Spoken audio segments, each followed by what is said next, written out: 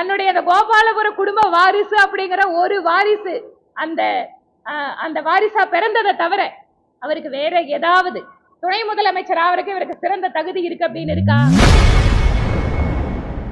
இன்று செய்தியாளர்களை சந்தித்து பேசிய பாஜக எம்எல்ஏ வானதி ஸ்ரீனிவாசன் துணை முதல்வர் உதயநிதியை கடுமையாக விமர்சனம் செய்துள்ளார்.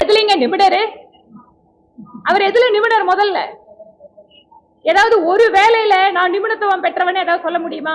நிறைய விஷயங்கள்ல அவர் எக்ஸ்போஸ் ஆயிட்டு இருக்காரு. எஸ்ஐஆர் விஷயத்துல கூட அவர் பேசினதை பத்தி அவர் ஒழுங்கா புரியாம பேசுறாருன்னு சொன்னாங்க. அதனால இன்றைக்கு தேசிய ஜனநாயக கூட்டணி தலைவர்களை விமர்சிக்கிறதுக்கு, அவங்களோட தோல்விகளை மறைக்கிறதுக்கு இந்த மாதிரி ஏதாவது ஒரு விமர்சனத்தை முன்வைக்கிறார். அவர் எந்த நிபுணத்துவம் பெற்று துணை முதல்வராய் இன்னைக்கு இருக்காரு? அவருக்கு ஏதாவது நிபுணத்துவம்?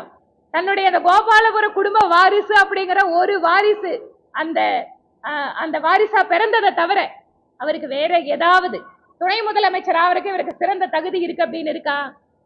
எதுவுமே இல்லை. அந்த குடும்பத்துல பிறந்தாரு, அதனால இன்னைக்கு அவருக்கு அந்த வரிசை கிடைக்குது, நாக்காளி கிடைக்குது. அவரை விட சீனியர் தலைவர்கள் அந்த கட்சிக்கு தியாகம் பண்ணவங்க எல்லாம் இவருக்கு சேர் எடுத்து போடுற சூழல்ல இருக்குது.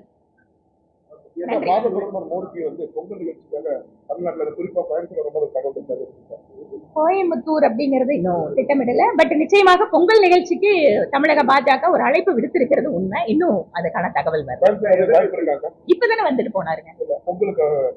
இல்ல, பொங்கலுக்காக கோயம்புத்தூர் இல்ல, வேற ஊர்களுக்கு இருக்கலாம். இன்னைக்கு முதலமைச்சர் எதிர்கட்சி தலைவராக இருக்கிறத விட எதிரி கட்சி தலைவராகத்தான் எடப்பாடி அவர் எதிர்கட்சி தலைவரா இருக்கும்போது நான் அரசியல் பண்ணாம அவியலா பண்ணுவேன்னு கேட்டவர். இன்னைக்கு அவர் முதலமைச்சர் ஆனோன்னு அது எதிர்கட்சியா எதிரி கட்சியா, இன்னைக்கு அவர் எல்லாமே யாரை பார்த்தாலும் முதலமைச்சருக்கு எதிரியா தான் தெரியுறாங்க. ஒரு விமர்சனம் வைக்கிறவங்கள மாதிரி ஊடகவியலாளர் அவங்க விமர்சனம் வச்சு அந்த கவர்மெண்ட்டுக்கு அப்படியே இந்த கவர்மெண்ட் காணாம போயிடுமா? அந்த அளவுக்கு பயந்து போய் ஒருத்தர் தூக்கி உள்ள போடுறாங்க. சமூக ஊடகத்துல ஒரு விமர்சனம் போட்டு உடனே தூக்கி அரெஸ்ட் பண்றாங்க.